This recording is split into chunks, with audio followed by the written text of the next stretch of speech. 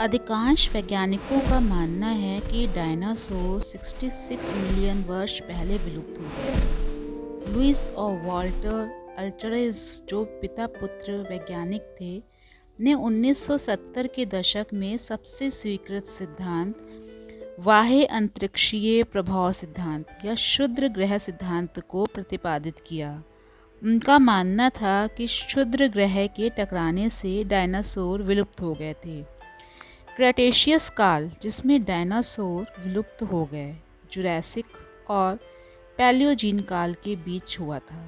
ये 145 मिलियन वर्ष पहले शुरू हुआ था और मेसोजोइक युग का अंतिम काल था। इसका नाम लैटिन शब्द चाक से आया, क्योंकि अधिकांश चाक इसी काल में जमा हुए थे। आज भी आप इनमें से कुछ चट्टानें देख सकते हैं। उदाहरण के लिए, डोवर की सफ़ेद चट्टानें क्रेटेशियस काल में बनी थीं। क्रेटेशियस काल 66 मिलियन वर्ष पहले समाप्त हुआ था। इस काल के अंत में या इसके ठीक पहले एक सामूहिक विलुप्तीकरण की घटना घटी थी। लेकिन डायनासोर कैसे विलुप्त हो गए? ये हमारे ग्रह के इतिहास में सबसे बड़े सामूहिक विलुप्तीकरणों में से एक था। लगभग 80% पशु प्रजातियां विलुप्त हो गईं। कई वैज्ञानिकों का मानना है कि विभिन्न डायनासोर प्रजातियों के तीव्र विकास के कारण डायनासोरों की संख्या पहले से घट रही थी। इसका अर्थ ये था कि कुछ प्रजातियां विलुप्त हो गईं और उनकी जगह अन्य प्रजातियों ने ले ली। साथ ही खाद्य श्रृंखला में भी तेजी से बदलाव आया होगा। केवल वही प्रजातियां जीवित रहीं जो इन परिवर्तनों के अनुकूल ढल सकीं। भूमि पर सबसे बड़े जीव विलुप्त हो गए। प्लेसियोसार और इस्थियोसार जैसे कई समुद्री सरीसृप भी इस विलुप्तीकरण की घटना से बच नहीं सके। यदि कोई पशु प्रजाति विलुप्त हो जाती है तो इसका अर्थ है कि उस प्रजाति का कोई भी जीवित सदस्य दुनिया में नहीं बचा है। लेकिन कोई प्रजाति विलुप्त कैसे होती है? कुछ प्रजातियां हिमयुग जैसे अन्य सामूहिक विलुप्तीकरण घटनाओं में विलुप्त हो गईं। अंतिम हिमयुग में ऊनी मैमथ, त्रिपाण दांत वाले बाघ और भयानक भेड़ियों को विलुप्त कर दिया गया। हिमयुग लगभग 1 लाख वर्ष पूर्व से लेकर लगभग 25,000 वर्ष पूर्व तक चला। जानवर केवल हजारों साल पहले ही विलुप्त नहीं हुए थे। पैसेंजर पिजन लगभग 1900 में जंगल से विलुप्त हो गया। पश्चिमी अफ्रीकी ब्लैक राइनो को 2011 में आधिकारिक तौर पर विलुप्त घोषित कर दिया गया था।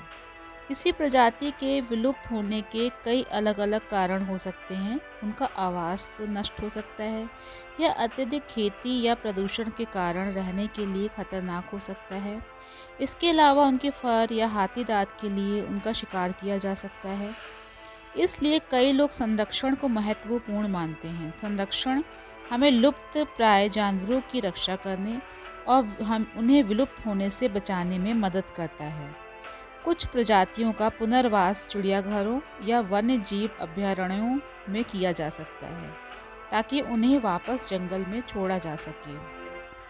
लुईस और वॉल्टर अल्चरेज ने 1970 के दशक में सबसे व्यापक रूप से स्वीकृत सिद्धांत बाह्य अंतरिक्षीय प्रभाव सिद्धांत या क्षुद्र ग्रह सिद्धांत को प्रतिपादित किया।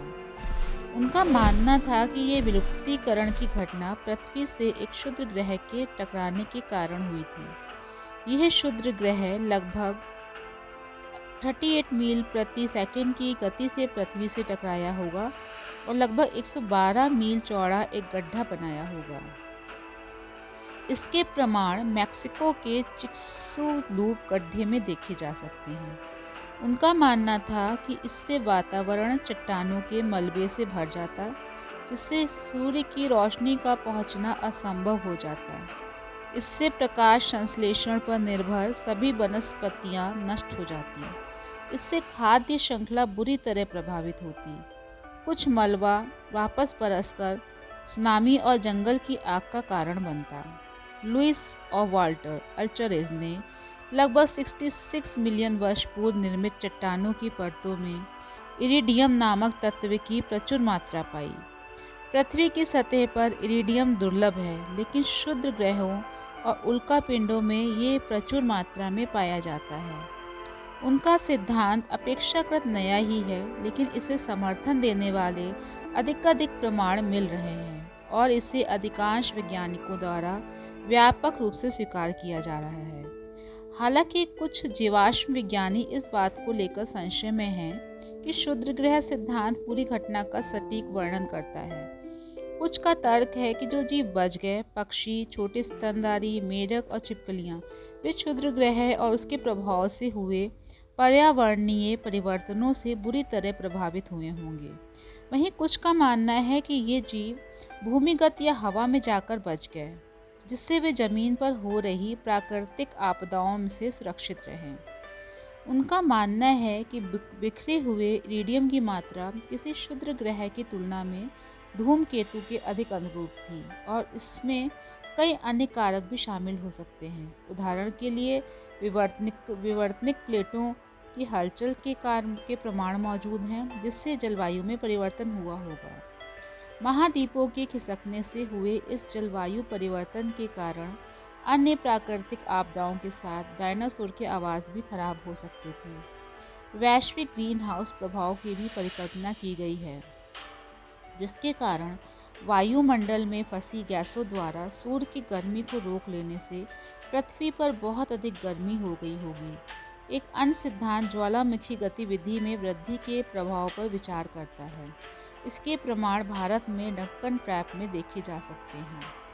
कुछ अन्य सिद्धांत थोड़े अजीब लग रहे थे। एक सिद्धांत ये था कि डायनासोर शायद इतने लंबे समय तक जीवित रहने से थक गए थे। कुछ अन्य लोगों का मानना था कि इसमें एलियंस का हाथ था या स्तनधारी जीव आए और उन्होंने डायनासोर के सारे अंडे खा लिए। कुछ तो ये भी मानते हैं कि डायनासोर आपस में ही युद्ध करने लगे थे। संक्षेप में कहें तो डायनासोर विलुप्त कैसे हुए? अधिकांश लोगों का मानना है कि हमारे ग्रह पर एक उल्का पिंड के टकराने के बाद के प्रभावों के कारण ऐसा हुआ।